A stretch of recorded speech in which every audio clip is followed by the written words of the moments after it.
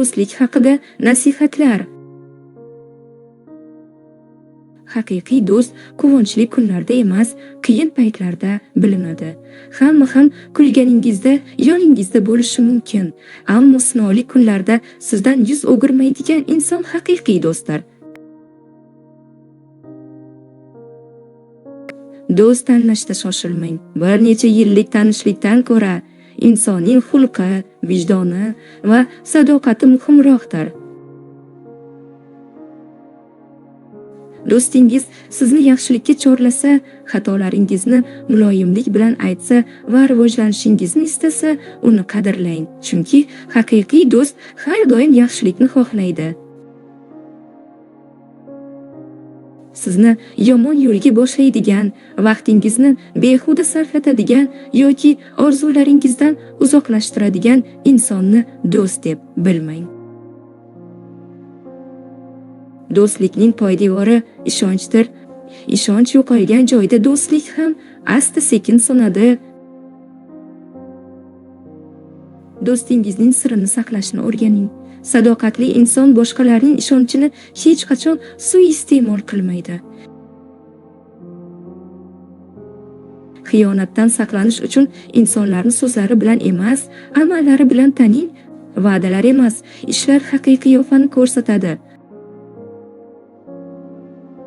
Haqiqiy do'st sizga faqat maqtov aytmaydi. Kerak bo'lsa, xatolaringizni ham odob bilan tushuntiradi. Har bir tanishingizni do'st deb hisoblamang. Tanishlar ko'p bo'lishi mumkin, ammo haqiqiy do'stlar kam bo'ladi. O'zingiz ham boshqalar uchun ishonchli do'st bo'ling. Qanday do'st istasangiz, avval shunday insonga aylaning. Hasad do'stlikni buzadi, samimiyat esa uni mustahkamlaydi. Do'stingizning yutug'idan xursand bo'lishni o'rganing. Kichik kelishmovchiliklar sababli ko'p yillik do'stlikni yo'qotmang. Suhbat va tushunish orqali ko'p muammolar hal bo'ladi. Sadoqat do'stlikning eng buyuk fazilatidir. Qiyin kunlarda yoningizda turgan insonni hech qachon unutmang. Do'stingizning vaqtiga, mehnatiga va his-tuyg'ulariga hurmat bilan munosabatda bo'ling. Hurmat bor joyda munosabatlar mustahkam bo'ladi. Yolg'on do'stlik uzoqqa bormaydi.